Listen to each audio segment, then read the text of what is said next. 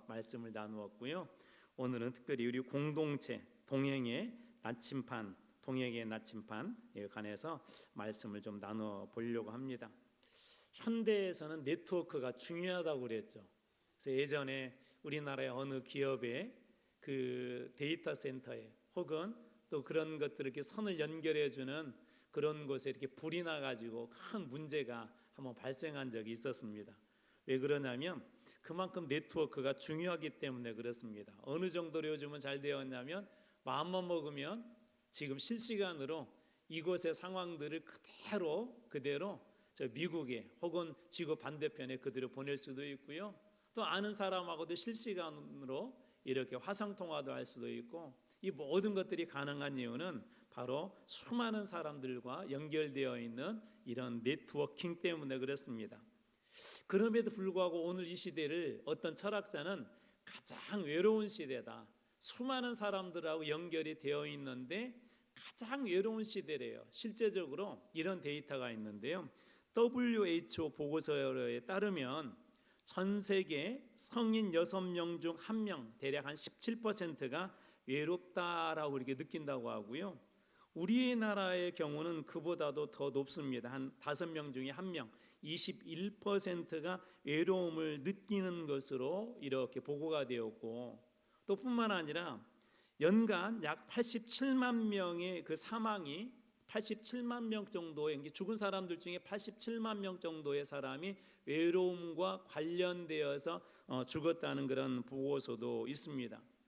다른 나라에서 평균적으로 우리나라가 좀 어떤 그런 외로움 그런 지수도 좀 높은 것 같습니다. 뿐만 아니라 GDP와 가구 소득이 증가하면 증가할수록 좋을 것 같은데 외로움과 사회적 고립을 느끼는 국민의 그 비율들이 더 올라간대. 그래서 우리나라가 계속해서 요즘 뭐 코스피 지수인가요? 그것도 뭐 얼마를 돌파했다 하면서 큰 이슈더라고요. 그게 좋은 거라면서요.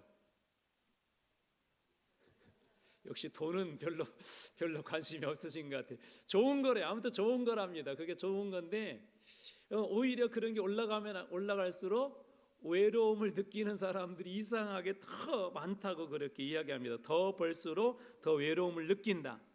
한국의 경우에 연령대별로 이렇게 조사를 해봤더니 좀 특별히 주목해야 될 한 그 데이터가 있는데 13세에서 17세 우리 청소년들이잖아요. 청소년들의 외로움의 비율은 무려 29%나 된대요. 우리나라가 평균 21%인데 전 세계보다도 높죠. 전 세계 평균보다 높은데 그 중에서도 13세에서 17세의 아이들은 무려 29%까지 이렇게 올라간다라는 그런 보고서가 있습니다. 그것은 교회 안에서도 비슷하게 이렇게 나오고 있습니다. 그래서 교회를 갔는데도 교회 안에서 마음을 터놓고 얘기할 만한 사람이 그렇게 많지가 않대요. 내 속에 있는 정말 답답하고 힘든 거 누군가에게 신앙 상담을 하고 또 이야기를 털어놓고 싶어도 그럴 만한 사람들이 많지 않다는 게 교회도 이 사회적 통계하고 비슷합니다. 문제는 뭐냐면 교회는 공동체라는 거예요. 교회가 처음 세워졌을 때도 이 공동체 함께함으로 교회가 세워졌고 또 하나님께서는 그 교회에 영적 권세를 주셨고 그 교회를 통하여서 복음의 영향력을 세상으로 흘려보내게 했는데 이 교회 안에 이런 외로움과 고립화가 계속되게 된다면 교회는 그 힘과 그 능력을 상실할 수밖에 없을 것입니다. 그래서 사단의 전략 중에 하나는 뭐냐면 교회를 고립화시키는 거예요. 성도들이 교회 안에서 함께하지 못하도록 외로운 존재로 교회 안에서 이야기할 사람이 없도록 그렇게 자꾸 만드는 것입니다.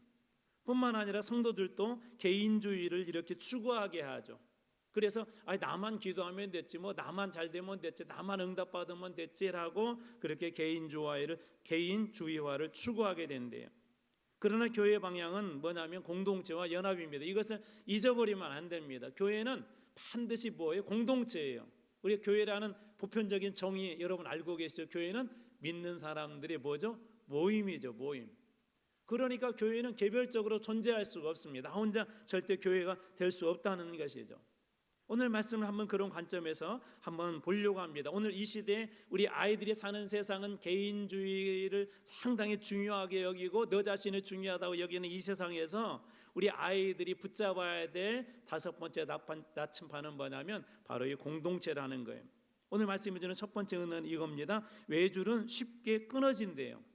줄 하나짜리는 쉽게 끊어진답니다. 오늘 말씀의 앞부분입니다. 한 사람이면 뭐라고 되어 있죠? 패하겠거니와.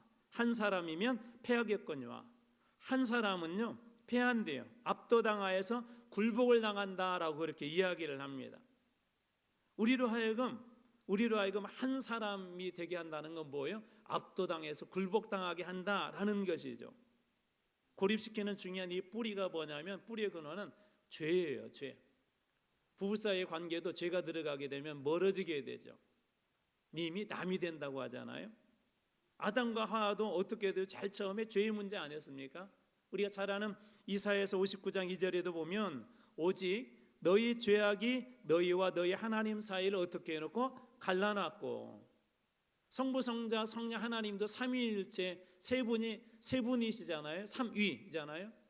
교회도 믿는 사람들의 공동체이고 하나님께서는 참 우리를 만들 때 하나님과 우리라는 그런 관계로 만들어 주었는데 죄가 들어와서 어떻게 하나님과 우리 사이를 갈라놓았죠. 그 모습이 창세기에도 기록되어져 있습니다. 창세기 3장 10절 이르시되 내가 동산에서 하나님의 소리를 듣고, 아담이 그러는 거예요. 죄를 범하고 나서 하나님의 소리를 듣고 내가 벗었으므로 두려워하여 숨었나이다. 하나님으로부터 어떻게 멀어져서 숨어버리게 됩니다. 그래서 죄의 특징은 뭐냐면 하나 되게 하지 못해요. 자꾸 갈라놓습니다. 죄가 들어오게 되면 그것이 아무리 친밀한 관계를 할지라도 결국은 우리를 그렇게 갈라놓는다는 것입니다.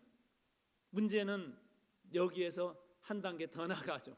어디에가 문제가 있어요? 그러면서도 사단은 우리에게 속여요. 야, 혼자도 잘 살 수 있어. 그래서 맞는 게 뭐예요? 바벨탑이죠. 야, 우리끼리 하나님 없어도 우리가 바벨탑 높게 지으면 우리끼리 하나님 없어도 살 수 있어라는 게 그 바벨탑 아닙니까?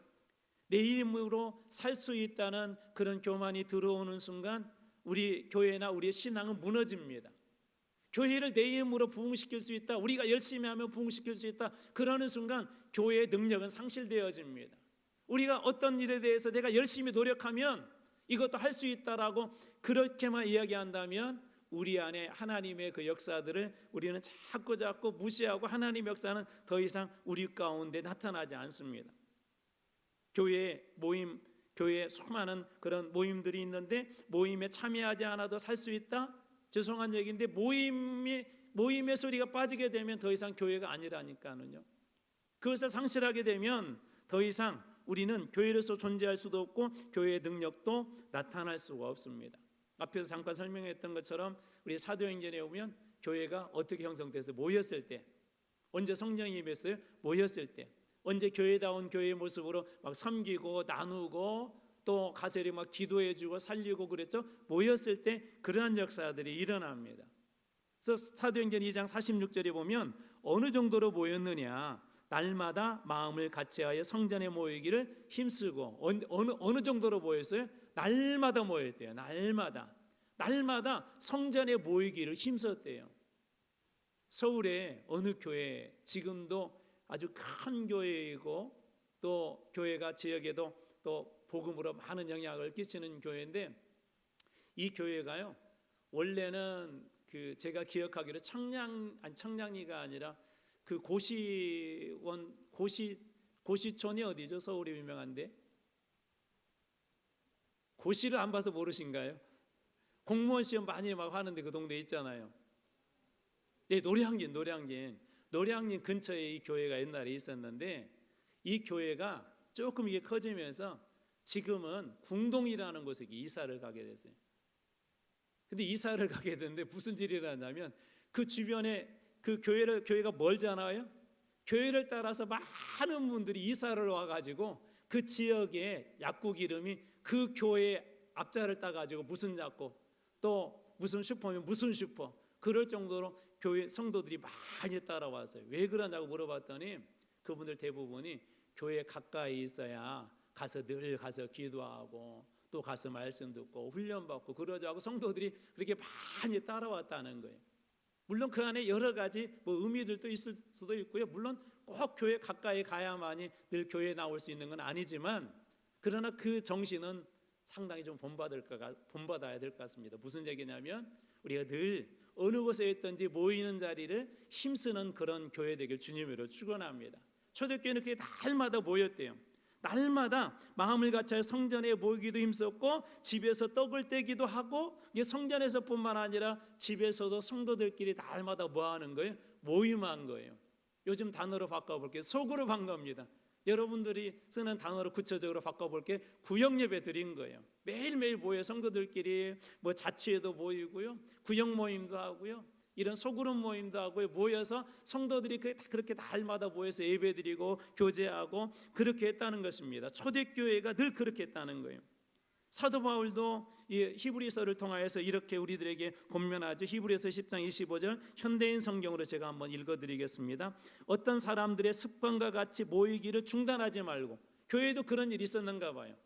어떤 사람들이 이렇게 습관처럼 모이는 것을 거절을 했대요. 아이 뭐 또 자주 모여하고 거절했대요. 근데 그렇게 하지 말고 서로 격려하여 주님이 오실 날이 가까울수록 더욱 모이는 일에 힘씁시다. 더욱 모이는 일에 어떻게 하자고요? 힘씁시다. 자꾸 모여야 된다는 거예요. 그래서 하나님께서 처음 우리들에게 주신 은혜는 뭐냐면, 외줄은 약하지만 자꾸 모일 때 이 공동체를 중요하게 여길 때 그 공동체가 어떻게 된다는, 굳건해진다는 게 오늘 두 번째 은혜입니다. 오늘 말씀이 12절입니다. 자, 한 사람이면 아까 어떻다고요? 한 사람이면 패하겠거냐, 완전히 압도당하고 패배할 수 없지만, 자, 그 다음에 두 번째, 두 사람이면 어떻게 할 수 있다? 맞설 수 있다. 한 사람이면 패할 수밖에 없지만 두 사람이면 그거에 대해서 어떻게 할 수 있다고요? 맞설 수 있다 그러는 거예요. 이 맞선다는 말이 감당할 수 없는 무게를 함께 견뎌낸다라는 그런 뜻이 있대요. 혼자는 감당할 수 없는데 두 사람이면 그 무게를 감당해낼 수가 있대요. 감당해낼 수가 있대요. 이러한 그 그림 중 하나가 어디에가 있냐면 사도행전에 이렇게 그려져 있습니다. 사도행전 3장에 보면 성전 미문에 앉은 한 장애인을 이렇게 세우죠. 이 사람이 막 성전에 들어가면서 어떻게 돼요? 걷기도 하고 뛰기도 하고 막 찬송하면서 하나님의 전에 들어갔대요. 유대교 사람들이 그걸 본 거예요. 그런데 너무나도 그걸 보고, 야, 이러다가 우리 유대교 위교 오는 것 아냐? 그리고 저 사람들은 지금 우리가 전하지 말라는 예수를 전하고 있네 해서 이 사람들을 잡아다 이렇게 나중에는 가둬버립니다. 그 전에 우리가 잘 아는 것처럼 베드로가 설교를 하게 되고, 그 사건이 있었고, 그 사건이 있고 나서 베드로가 설교를 하고, 설교한 후에 성인들만 5천 명이 예수를 믿게, 성인들만, 엄청난 거죠. 그 능력이 나타난 거예요. 그러자 그것을 시기한 대제사장을 비롯한 그 유대인들이 이 베드로와 요한을 갖다가 가두어 버려요. 이 사람들을 가두었는데 그때 뭐라고 얘기하냐면, 야, 우리가 가두었지만 실제적으로 눈에 보이는 표적이 있지 않았냐? 어떻게 안진뱅이가 일어섰냐? 그건 하나님 아니면 할 수가 없다. 두 번째, 그 사람 그런 일이 있고 베드로의 설교를 통해서 성인들만 5천 명을 예수를 믿었다는 건 뭐냐면, 야, 우리가 이건 막을 수 있는 일이 아니야. 그래서 이 사람들이 꾀를 내어서 그거에 대해서 어떻게 하냐면 이 사도들을 갖다 위협을 합니다. 경고를 합니다. 다시는 예수의 이름을 전하지도 말라고 위협을 해요. 그럴 때 교회가 어떻게 했을까요? 이 베드로와 요한이 풀려나고 나서 이들이 교회로 바로 달려갑니다. 함께 모인 거예요. 그래서 사도행전 4장 24절 말씀입니다. 자, 그들이 듣고 교회에 달려와서 그런 상황에, 야, 다시는 예수의 이름으로 전하지 말래. 그들이 말하는데 얼마나 무서웠는지 몰라. 야, 우리가 예수 전하다가는 잘못하다 우리 죽을 수 있을 것 같아. 거기서 두려워하고 떨고 그런 게 아니라 교회가 그 이야기를 듣고 그들이 듣고 이렇게 됐어요. 한 마음으로 하나님께 소리 높여, 한 사람도 그 자리를 떠나지 않고 오히려 그 두려움의 상황에서 어떻게 했다는 거예요? 모여서 하나님 앞에 큰 소리로 기도했다는 거예요. 대주제의 천지와 바다와 그 가운데 만물을 지으신 이시요 하나님이 어떠한 분인가를 선포하며 하나님 앞에 그들이 기도했다는 거예요. 여러분, 이게 교회의 능력이에요. 힘들고 어려울수록 흩어지는 교회가 아니라 힘들고 어려울수록 모여서 하나님 이름 앞에 서는 거, 하나님 이름 붙잡고 기도하는 거, 그때 교회의 진정한 능력이 나타나게 될 것입니다. 교회가 그런 위협 속에 있을 때 함께 모였어요. 여러분, 교회는 어떤 지식으로 되는 게 회의로 되는 게 아닙니다. 힘들고 어려울수록 더 기도의 자리에 모이고 힘들고 어려울수록 예배의 자리에 나올 때 그 가운데 임재하신 하나님을 통하여서 우리에게 주시는 그 능력들을 누리는 것이 바로 교회입니다. 그래서 초대교회가 그들이 힘들고 어려울 때 어떻게 했다고요? 모여서 함께 기도했어요. 두 사람이면 어떻게 한다고요? 맞서거니와 그 문제를 감당할 만한 힘과 능력을 그들이 갖게 된 것이죠. 그리고 어떤 일이 일어났다고요? 사도행전 4장 31절에는 이렇게 바뀌어버립니다. 위협을 당하고 두려움에 있었던 그들이 사도행전 4장 31절 빌기를 당함에 모인 곳이 진동하더니, 여러 번 이 말씀 여러분들에게 들었어요. 빌기를 당함에 모인 곳이 진동하더니 무리가 다 성령이 충만하여 담대히 하나님의 말씀을 전하니라. 빌기를 당함에 모인 곳이 어떻게 했다고요? 진동하더니 무리가 다 성령 충만하여 담대히 하나님의 말씀을 전파하니라. 몇 가지 축복이 맺죠. 오히려 그들이 기도했을 때 성령이 임하였고 성령 충만해졌고, 그것뿐만 아니라 위협을 당했는데 더 이상 그 위협도 두렵지 아니하고 어떻게 해요? 하나님의 말씀을 전합니다. 담대히 하나님 말씀을 전해요. 상황은 바뀐 것이 없는데 교회가 진정한 능력을 회복한 것이죠. 언제요? 모였을 때 그러한 일들이 일어났던 것입니다. 레드우드라고 하는 그런 나무가 있는데 이 나무가 엄청 크대요. 근데 특징이 있어요. 뿌리가 깊지 않대요. 뿌리가. 이 나무는 뿌리가 깊지 않은데 어떻게 뿌리가 깊지 않은 나무가 이렇게 크게 자라서 거목이 될 수 있을까? 이건 옆에 있는 나무들하고요, 뿌리가 그렇게 서로 연결이 되어 있대요. 그리고 심지어 이런 것까지도 한답니다. 땅이 가물어 가지고 물이 부족하잖아요. 이 나무에 부족하면 물을 갖다 대어준대요. 영양분을 갖다 대어준대요. 이 뿌리는 깊이, 특성상 깊이 땅속으로 들어가지 못하는데 서로 들어가지 못하니까 서로 연결이 되어져 가지고 꽉꽉 마치 그물처럼 연결되어 있다 보니까 애지간한 바람이 이렇게 불어도 이 뿌리 뽑히지 않고 큰 나무로 그렇게 자랄 수 있다고 합니다. 함께 하니까 그렇게 되는 것이죠.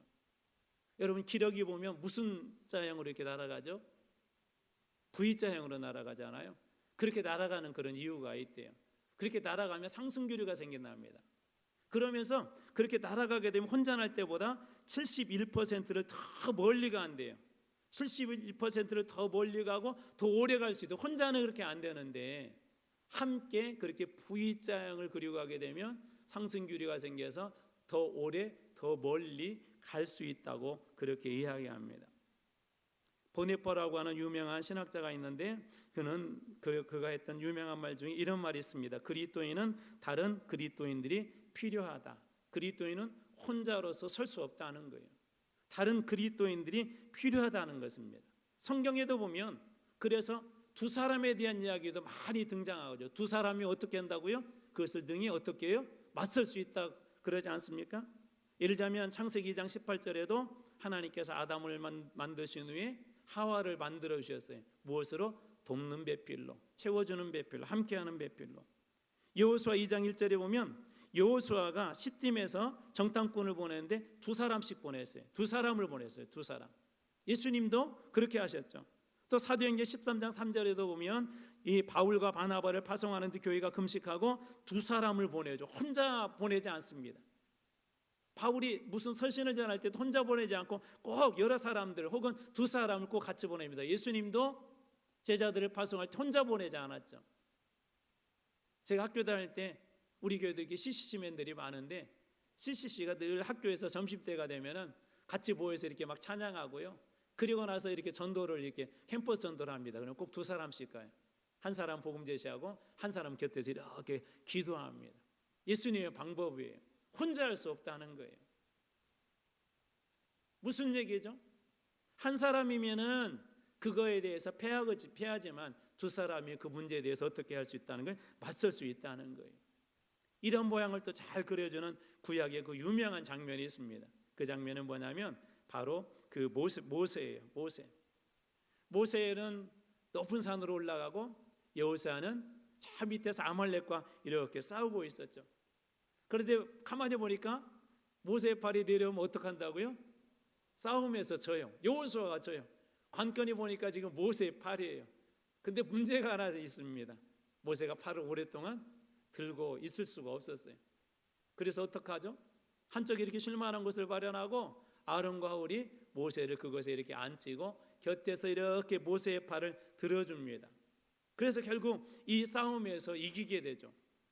전쟁에서 싸운 것은 누구였어요? 여호수아였지만 승리를 만든 것은 산 위에서 함께 맞서 붙들었던 그 손과 모세, 이 세 사람이 있었기 때문에 이 싸움에서 승리할 수 있었던 것이죠. 또 한쪽에서는 기도하는 사람들이 있었고 한쪽에서는 직접 전쟁에 참여하는 사람들이 있었기 때문에 이 사람들이 함께 그 싸움을 만들어갔기 때문에 이 싸움에서 이길 수 있었던 것입니다. 누구에게나 다 아론과 훌이 필요합니다. 아론과 훌이. 저도 마찬가지예요. 우리 찬양팀도 마찬가지고요. 교회 어느 누구도요 아론과 훌이 필요하지 않는 사람은 없어요. 여러분 모세 같은 영향이 있는 사람도 그가 120이 되었지만 기력이 쇠하지 않았다고 성경 이야기하거든요. 무슨 얘기하냐면 청년 같았다는 거예요. 청년. 그런 모세도 오래 손 들고 있으면 어때요? 육신이 피곤해요. 그 손이 내려올 수밖에 없어요. 목사님 저도요 어느 때는 기도가 안 나올 때가 있어요. 저도 들쭉날쭉해요. 어느 분이 지난 이렇게 3일날 제 모습을 보고 목사님 어디 아프세요? 왜 이렇게 힘들어 하세요? 사실 3일째 되는 날 너무 힘들었어요. 여러분들한테 이제 고백하는 건데요. 그날 정신이 없었습니다. 예배 여기 올라와서도 정신이 없었어요. 이러다가 무슨 일을 나지 않는가 그런 생각이 들 정도로 늘 금식 같은 거 해보신 분은 알겠지만 장기 금식할 때 가장 힘든 날이 언제인지 아세요? 3일째가 힘듭니다. 저도 이렇게 집회해 보면 가장 힘들 때가 언제냐? 3일째가 가장 힘들어요. 여러분 목사들도 지치기도 합니다. 우리 장로님들, 원로 장로님 또 은퇴 장로님들 새벽에 나와서 이렇게 기도하시는데 우리 장로님들도 지칠 때가 있어요. 우리 현직에 있는 우리 장로님들도 교회사 열심히 하고 나름대로 충성되게 행하지만은요 어느 순간 지칠 때가 있어요. 판단이 흐려질 때가 있고요. 해야 된다는 아는데 그런 적 있으시죠? 저거 해야 되는데 몸이 안 따라간 적 있으시죠? 엄마로서 자녀를 위해서 저거 해야 되는데 마음은 있는데 몸이 안 따라간 적 있으시죠? 그럴 때 누가 필요할까요? 아론과 훌이 필요해요. 모세처럼 아론과 훌이 필요합니다. 우리 자녀들도 마찬가지예요. 저는 우리 아이들이 이 모세와 같은 그런 영적인 영역이 있는 우리 자녀들 되길 주님으로 축원합니다. 그런데 우리 아이들도 어떻다고요? 우리 아이들이 마음이 없어서 그런 게 아니에요. 우리 아이들 마음속에도 여기에 와서 딴짓하는 것 같지만은요 다 듣고 있고요. 우리 아이들이 또 무슨 생각이 있냐면은요 그래도 나 교회 다니는데 남들보다 좀 더 착해야지. 그래도 내가 예수 믿는다고 하는데 기도해야지. 아이들도 조금씩이라도 다 알고 있습니다. 그런데 마음대로 안 돼요. 누가 필요해요? 아론과 훌과 같은 사람이 필요해요. 그것이 여러분들이 되어주셔야 합니다. 우리 교회에서 어른들이 되어주셔야 합니다. 우리 자녀들 다 키운 분들 계시죠? 우리 자녀들, 우리 교회 안에 있는 아이들의 영적 후견자가 되어주세요. 나중에 한번 기회가 되면 그렇게 해보고 싶어요. 우리 권사님 앉은 자리에다가 아무개 이름 써놓고, 권사님 앉은 자리에다 아무개 이름 써놓고, 우리 장로님 앉은 자리에다 아무개 이름 써놔서 장로님 그 자리에 앉아 계실 때마다, 권사님 앉아 계실 때마다 그 아이를 위해서 기도해주는 영적 후견인들이 되어주세요. 왜요? 그들이 모세와 같은 존재를 할지라도 뭐가 필요해요? 아론과 훌과 같은 사람들이 필요합니다. 우리 아이들의 팔이 내려오지 않도록, 아이들이 인생의 저 끝자락까지 가서 승리할 때까지 그 팔이 내려오지 않도록 도와주는 그런 영적인 후견자가 되어주길 주님의 이름으로 축원합니다. 그때 어떻게 해요? 여호수아도 싸움의 현장에 승리하게 될 거예요. 우리 아이들이 가는 곳마다 영적인 승리의 나팔들이 여러분 불려지게 될 줄로 믿으시기 바랍니다. 여기에 중요한 또 한 가지 하나님이 주신 은혜가 있어요. 여기에 신비가 있습니다. 신비. 자, 첫 번째, 한 사람이면 패하가 없거니와 두 사람이면 어떻게 할 수 있다고요? 맞설 수 있다. 여러분 혹시 이렇게 한 절 말씀 읽으면서 숫자가 들어오세요? 1번, 2번, 3번 들어오세요? 아무 얘기하고 있는 게 아니에요. 자, 한 사람, 그 다음에 두 사람, 그렇죠. 이제 세 사람 나옵니다. 세 사람. 뭘까요? 12절. 자, 세 겹줄은 쉽게 끊어지지 아니하느니라. 1, 2, 3이 등장하죠. 그걸 기억하세요. 1은 뭐예요? 한 사람은 패하가 없거니와 두 사람은 어떻게 맞설 수 있는데, 그런데 더 중요한 거 있대요. 세 사람은, 세 겹줄은 쉽게 끊어지지 아니한다. 여기에 세 겹줄이 중요합니다. 이 새끼줄 꼬아본 분들 아실 거예요. 또 이렇게 줄다리기 줄 이렇게 꼬아보신 분들 알 것입니다. 그 새끼줄들 가지고 또 꼬죠. 나중에는 큰 배를 갖다가 묶어놓아도 그 배를 붙잡을 수 있는 엄청난 그런 동아줄이 되죠. 왜 그렇죠? 여러 겹으로 그렇게 꼬았기 때문에 그렇습니다. 밧줄이 되고 배를 움직이죠. 오늘 여기에 그렇다면 우리 세 겹줄은 도대체 무엇을 얘기하는 것 같아요? 자, 교회는 너와 나, 우리 믿는 사람들이 모임이라고 그랬어요. 세 겹줄은 뭘까요? 거기에 우리를 붙잡아 주시는 예수 그리스도를 얘기합니다. 우리 사람들끼리도 맞설 수 있는 부분이 있지만 그것 가지고는 안 된다는 거예요. 무거운 돌을 옮길 수 있는 힘은 우리가 할 수 있지만 그보다 더 큰 것들은 우리가 안 돼. 우리 힘으로 안 되죠. 그래서 하나님께서는 우리들에게도 뭐라고 말씀하자면 혼자 있는 곳에도 임재하시지만 하나님은 이렇게 말씀하세요. 마태복음 18장 20절 말씀. 자, 두 사람이 내 이름으로 모이는 곳에는 나도 그들 중에 어떻게 있다? 있느니라. 두세 사람이 내 이름으로 모이는 곳에 나도 그들 중에 있느니라. 여러분, 그래서 기도가 능력 있는 거예요. 여러분, 이렇게 한번 비유를 한번 해볼게요. 줄다리기를 할 때 혼자 끌어당기는 것과 둘이 끌어당기 어느 게 일반적으로 더 똑같은 힘을 가지고 있다면, 세 사람이 똑같은 힘을 가지고 있는데 한쪽은 한 사람이 당기고 한쪽은 두 사람이 당기면 어느 쪽이 이길까요? 당연히 두 사람이 이기겠죠. 자, 똑같은 힘을 가지고 있는데 한쪽에는 한 사람, 한쪽에는 세 사람, 누가 이길까요? 당연히 세 사람이 이기겠죠. 똑같은 힘을 가지고 있는데 한쪽에는 사람만 있어요. 한쪽에는 예수 그리스도의 능력이 있어요. 그러면 누가 이길까요? 당연히 예수 그리스도의 능력이 더해준 것은 이길 수 있겠죠. 저는 여러분들의 그 삶에 예수님께서 그렇게 붙잡아 주셔서 세상 어느 것들도 끊을 수 없는 그런 인생이 되길 주님의 이름으로 축원합니다. 주님이 붙잡아 주셔야 흔들리지 않는 인생이 되는 거예요. 뿌리 뽑히지 않는 그런 인생이 되는 것입니다. 초대교회 성도들이 왜 그런 죽음과 순교 앞에서도 그들이 두려워하지 않았을까요? 그들을 붙잡아 주시는 예수 그리스도가 계셨기 때문에 그렇습니다. 하나님의 능력은 어떻게 임할지, 어떤 일을 행할지 우리는 아무도 알 수 없습니다. 제가 중간에 한번 말씀드렸던 것처럼 여러분, 말씀을 이렇게 읽어가다가 감동이 되는 구절이 있잖아요. 하나님께서 여러분들에게 주신 말씀이세요. 그게 약속일 수도 있고요. 우리 병원에 가서 아프면 왜 병원에 가죠? 일단 나으려고 하는데 도대체 이 아픈 게 원인이 뭐냐? 그 다음에 두 번째, 의사 선생님을 통하여서 그 솔루션, 우리 약이나 혹은 주사나 그런 것들을 처방받아놓으면서 빨리 나으려고 하는 거 아니에요? 의사 선생님을 만나는 목적이 있죠. 좋은 의사 선생님을 만나게 되면 병을 완전하게 빨리 치료할 수가 있습니다. 저는 특별 기도회가 어떤 기도회라고 생각되냐면요, 우리가 하나님의 말씀을 통하여서 하나님께서 주신 그 은혜들을 우리가 직접 만나는 시간이에요. 여러분, 욕심을 좀 가지시라니까는요. 주시게만 욕심 갖지 말고, 챗GPT한테만 묻지 말고 주님한테 묻고, 주님, 저희 가정도 우리 아이들도 이런 인생이 되기를 원합니다라고 욕심을 한번 가져보세요. 세상에서는 여호수아처럼 전쟁 잘해야 되고 칼 잘 써야 된다고 해야 되나? 하나님, 우리는 기도로 승부해서 믿음의 명문감을 한번 세우겠습니다. 우리 교회가 10년, 20년, 100년 딱 흐르고 난 뒤에 한쪽 그런 게시판이 있으면 좋겠어요. 우리 믿음의 명문가 1대부터 한 10대, 20대, 30대.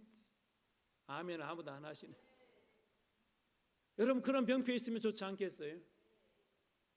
우리 김종천 장로님 1대신가요? 혹시? 장로님 1대신가요? 1대? 김종천, 김철우, 김채훈, 그렇게 쭉 이어지면 좋겠어요. 제가 앞으로 그거 놓고 이번 특별기도회 하면서 하나님 그런 마음 주셨어요. 우리 교회 명문가 많이 나왔으면 좋겠다. 여러분, 서울에 어느 학원이 유명해요? 그런 거 말고 제가 물어본 것은 그 학원 이름을 물어본 게 아니라 어떤 학원들이 유명해요? 그렇죠. 명문대 많이 가는 데가 유명하잖아요. 명문대 많이 가는 데. 저는 우리 교회 그런 믿음의 명문가들이 많이 나오는 그런 교회 되길 주님의 이름으로 축원합니다. 우리 아이들이, 우리 이제 채원이 같은 아이들이 우리 장로님 훌륭하시고 또 우리 김철우 집사 훌륭하지만 우리 집사님보다 장로님보다 다 훌륭한 우리 교회 그런 믿음의 일꾼으로 서길 주님의 이름으로 축복합니다. 여기 우리 아이들이 있는데 우리 아이들이 그런 자녀 되길 주님의 이름으로 축복합니다. 그래서 사람들이 한마음교회 딱 볼 때 어떻게 한마음교회에 저렇게 믿음의 명문가가 많지? 궁금해지는 교회. 그러면 뭘 잘하면 될까요? 여러분 혹시 수능 전국 1위했던 친구들 텔레비전 나와서 인터뷰하면 조금 되게 기분 나쁘죠. 어떻게 1등 했어요? 그러니까 아주 간단하죠. 그렇죠. 교과서 중심으로 하고 선생님이 해주는 말 잘 듣고 그 다음에 문제 잘 풀어서 오답 있는 거 오답 노트 사고 너무 간단해요. 그럼 믿음도 마찬가지입니다.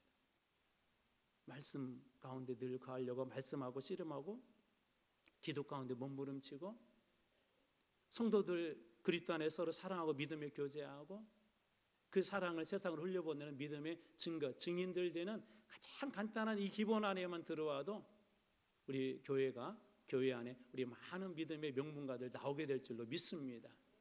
그것들이 좀 단단해졌으면 좋겠어요. 여기에 우리 1대, 2대, 3대 혹은 우리 가정, 엄마 아빠 나온 우리 가정들이 있을 거예요. 혹시 못 나왔어도 괜찮아요. 여러분들이 그런 욕심을 가지고 기도하세요. 하나님, 우리 가정이 앞으로 그렇게 세겹줄 가정이 되게 해주세요.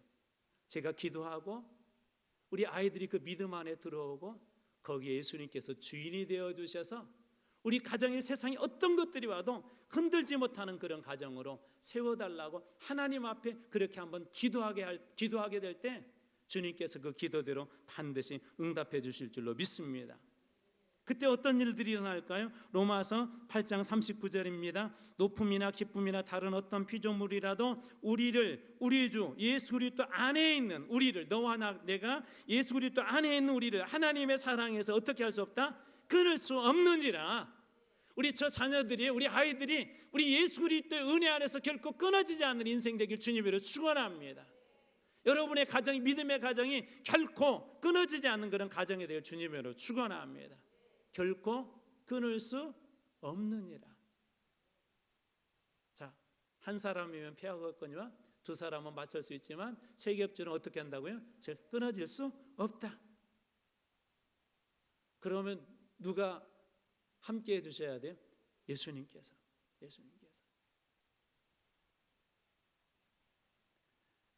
저는 참 이번에 보면서 참 신기하다는 생각이 들어요. 해가 갈수록 우리 아이들이요, 옛날보다 정말 얌전히 예배 드리는 것 같아요. 말씀도 집중해서 듣는 것 같아요. 여러분, 우리 여름이 같은 애가 저 자리에서 그 1m 반경 안에 있다는 게 쉽지 않아요. 1m 반경, 우리 어른들도 막 지금 엉덩이가 힘든데, 저는 이것도 하나님께서 개입하고 계시다고 믿습니다. 지금은 저렇지만 저 아이들이 언젠가 이곳에서 부르짖을 거예요. 모세처럼 두 손을 높이 들고 한국교회를 해서 기도할 거예요. 그리고 어느 순간 어떤 우리 성도들을 위해서 울부짖으며 하나님 앞에 기도하고 그 성도를 살려내는 그 일에 우리 아이들이 여호수아, 모세처럼 귀하게 쓰임받을 날이 오게 될 줄로 믿습니다. 여러분 기억하십시오. 교회는 공동체예요. 우리 3월부터 하나 한번 해보려고 하는 것 중에 하나가 뭐냐면 소그룹 모임을 조금 좀 강화를 해보려고 그래요. 우리 요즘 구역 모이기 힘들잖아요. 그래서 우리 매월 첫 번째 수요일은 연합으로 구역 예배를 이렇게 한번 모일 거고요. 매달 조금씩 바꿀 건데 목요 계획 앞으로 여러분들한테 미리 고지하도록 하겠습니다. 주일날 오후 시간에 짧게 예배를 드리고 나중에 이게 정착하면 아예 주일날 한 번은 예배를 따로 전체적으로 드리지 않고 소그룹별로 교회에서 모일 거예요. 소그룹별로. 우리 남성들도 한번 해보려고 하면 남성들도. 그래서 그 모임 가운데 같이 아픔도 나누고 괴로움도 나누고 그리고 마지막에 같이 기도해주고 힘들고 어려운 가정에 있으면 가서 돌봐주고 세겹조를 한번 만들어 보려고 그래요. 그래서 제목도 이렇게 해서 온라인, 온이 아니라 영어의 올, 모두라는 말이고 라인, 선이란, 그래서 모두 연결된 그런 공동체.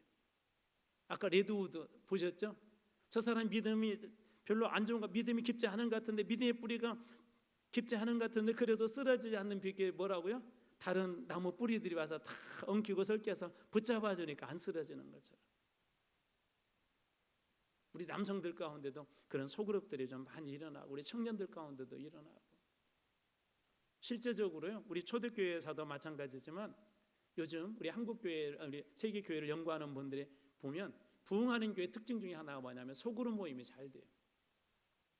소그룹 모임. 꼭 그것이 모여서 무슨 성경 공부하고 그런 것뿐만 아니라 밖에서도 이렇게 만나서 차도 마시면서 교제하기도 하고, 또 이런 모임이 있을 때 같이 한번 해보자 으쌰으쌰 해주고, 줄다리기 할 때 그런 거 경험해 보셨죠? 당기는 것도 이렇게 중요하지만 옆에서 구령 맞춰주는 사람들이 얼마나 그게 또 중요한지 모릅니다. 우리 교회 잘 될 거예요. 하나님께서 분명 축복해 줄 겁니다. 올해 너는 복이 될 줄 아시니 말씀처럼 우리가 이렇게 저녁에 모이기 시작했고 어떤 분을 통해서 하나님 역사를 이루실지를 몰라요. 그러나 분명한 건 뭐냐면 세겹줄은 어떻게 끊어지지 않습니다. 오늘 여러분들이 있고 제가 있고 우리 아이들이 있고 오늘 이곳에 예수 그리스도가 있기 때문에 결코 흔들 수 없는 그런 교회로, 흔들 수 없는 가정으로, 특별히 우리 믿음의 2대, 3대, 4대, 5대 우리 많은 명문가들이 우리 세겹줄을 되어서 영원히 믿음의 명문가정으로 이어지는 그 역사의 출발점이 이번 특별 기도회가 되길 주님으로 축원합니다. 여러분도 꿈꾸세요. 여러분 이제 말씀을 마칩니다. 이렇게 한번 우리 마지막 한 줄을 읽고 마치도록 하겠습니다. 함께하면, 따라서 합니다. 함께하면 부흥과 승리는 자연스럽게 찾아옵니다. 자, 한 목소리 한번 읽어볼까요? 자, 시작. 함께하면 부흥과 승리는 자연스럽게 찾아옵니다. 아멘. 기도하겠습니다. 하나님 아버지,